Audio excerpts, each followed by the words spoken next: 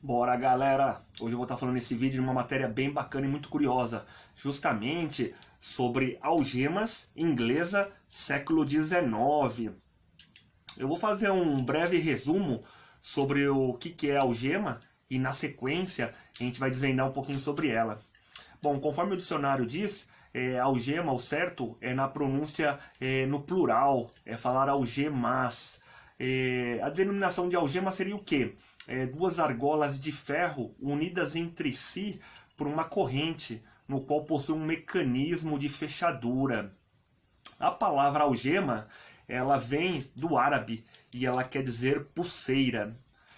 A palavra algema, apesar de ser árabe, ela já vem sendo utilizada há centenas de anos atrás, há cerca de 4.000 anos, utilizado pelos povos da Babilônia, assírios, egípcios. Obviamente que eles não utilizavam na tecnologia que temos atualmente, né? Eles utilizavam o que eles tinham em mãos para a época. Mas a algema já era utilizada com a mesma função de prender membros superiores e inferiores, né? Então eles usavam o quê? Eles usavam as fibras das videiras, cascas de árvores, como uma forma de poder prender seu oponente. Poder prender então os guerreiros que eles ganhavam em combate, então eles tinham que aprisioná-los. Então uma forma de poder transportar e prender para que não voltem para o combate era utilizando as algemas. Algemas também, ela vem sendo evoluída com o passar do tempo, né? Depois veio utilizando então tiras de tecidos e tiras também de couro. E aí com a evolução, a manipulação do ferro, começou então a ser feito então os grilhões, as grilhetas e as algemas. Na verdade, grilhões, grilhetas e algemas têm as mesmas funções como desde o início, prender membros superiores e inferiores.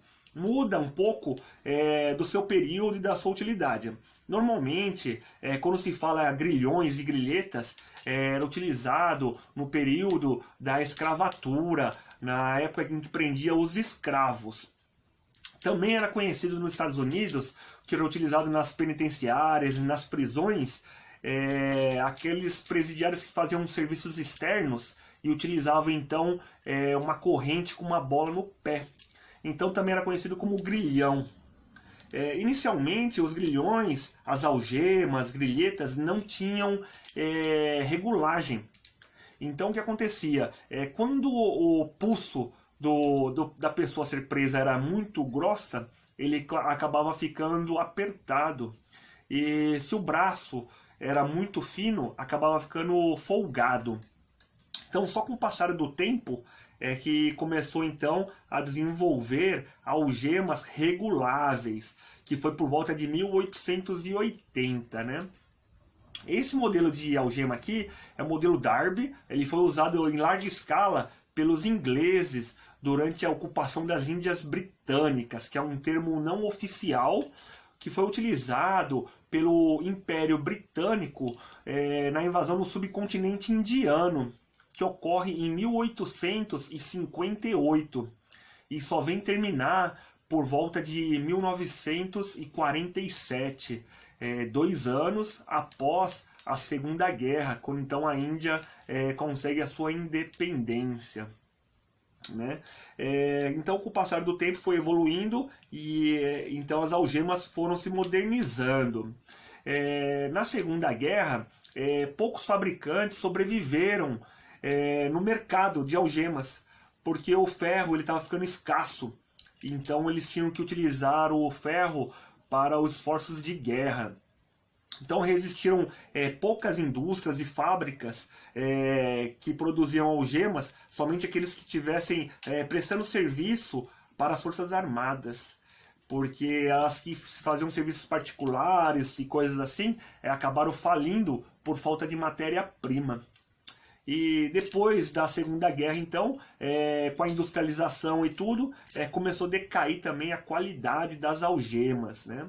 Que as que a gente tem hoje em dia, existem várias algemas. A função são sempre as mesmas, né? Desde os primórdios até os dias de hoje, imobilizar membros superiores ou inferiores. Alguns grilhões utilizavam também no pescoço, mas a função são todas iguais. Então hoje em dia temos algemas para o braço, algemas para os pés, algemas de dedo. Existe no material que é de ferro, existe também feita em nylon. Tem vários tipos de materiais atualmente que foram decaindo com o passar do tempo, né? Muito bem, as Índias Britânicas então foi utilizada em larga escala para prender os seus oponentes, que iam contrário ao regime do governo inglês, do Império Inglês, né? Do Império Britânico. Muito bem. Vamos agora então ver uns detalhes sobre algemas. Bora lá. Agora, galera, vamos desvendar agora um pouquinho mais sobre esta algema. Essa algema, como eu disse no vídeo, inglesa, século XIX, ocupação das Índias Britânicas, né? O nome dessa algema aqui é Darby Handcuff, é o modelo dela. Se nós pararmos para ver, é um modelo bem rudimentar para sua época, sendo que já existia a Revolução Industrial na Inglaterra. Mas mesmo assim é uma algema muito bonita e tem um design bem colecionável e bem bacana. Lembrando que ela é toda feita à mão, forjada à mão, né? Mas é uma peça bacana. Bora desvendar mais uns detalhezinhos sobre ela aqui, galera. Bora lá. E outra coisa que faz valorizar bastante na coleção é justamente o fato do número da algema ela corresponder com o número da chave. É muito comum, às vezes, você encontrar a chave com algemas, mas dificilmente o número bate. E depois um segundo item que faz valorizar bastante a peça para a coleção é o fato do mecanismo funcionar, a chave nas algemas, porque muitas vezes as pessoas têm a algema, têm a chave, mas o mecanismo não funciona, acaba ficando travado, porque acaba enferrujando, travando o mecanismo, né? Então esse aqui funciona legal. Para funcionar a abertura e o fechamento desta algema, teria que pôr a chave e rosquear. Dessa forma aqui assim, ó. Então ela tem um eixo interno e aí você vai parafusando, vai girando, girando até puxar aqui, ó. Tem uma espécie de êmbolo aqui dentro e aí quando você gira tudo, vai retrair a mola, liberando então o pino que trava a algema. Olha que bacana que ela é. E aqui ela tá aberta. Ó, aqui a gente vê o mecanismo dela aqui, ó. Olha que legal que é. É bem rudimentar, mas é bem bacana. E para fechar, é o mesmo procedimento. Fecha ela e gira ela. Dessa forma. Assim, fechando novamente a algema. Olha que legal que ela é. Então aqui eu encerro mais um vídeo aqui, ó, falando sobre algemas inglesa século XIX. Bom, galera, existe também muitos modelos desses que são cópia, que eles são vendidos no mercado e principalmente na internet, no eBay, por exemplo, como o modelo vintage. Esses modelos que eles costumam falar vintage, normalmente são cópias, né? Essas cópias, elas são uma espécie de reprodução utilizada muito para cenografia, filmagem, fotos, e pessoas também que às vezes adquirem uma peça que não tem condições de comprar uma de época, né? Então é muito comum, muito habitual eles utilizarem o nome vintage para uma peça que é uma reprodução, né? Apesar de não ser uma forma oficial, mas tem utilizado muito na internet, né? E essa daqui você percebe que ela é de época por alguns detalhes. Por exemplo, primeiro você vê que os tamanhos delas não são iguais, né? Então elas não são feitas industrializadas, estampadas em fábricas, né? Então aqui, ó, se você parar para ver, elas são na mesma altura e tem uma pequena diferença de tamanho. Não sei se vocês vão conseguir perceber, né?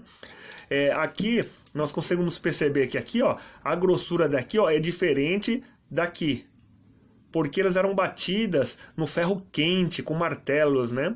E as que são vintage, elas são industrializadas, são maquinários, né? Normalmente utilizam bancadas com torno. Então aqui você vai ver que não é centralizado o pino. Aqui, ó, eu não sei se eu vou conseguir mostrar para você, mas aqui, ó, os pinos não são centralizados.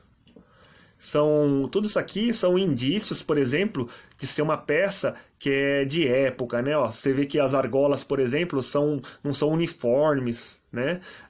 Não utilizavam, então, equipamentos modernos, como torno, furadeira de bancada, coisas assim, né? Então aqui, ó, você consegue ver aqui, ó, o pino. São detalhes que você consegue perceber, né? Não precisa ser nenhum perito profissional que consegue perceber que é uma peça artesanal, né? Não sei se vocês estão conseguindo ver aqui, mas então é mais ou menos isso aqui. Existem cópias também que utilizam de nome de vintage, mas essa daqui é uma peça de época. Então fica aqui o vídeo.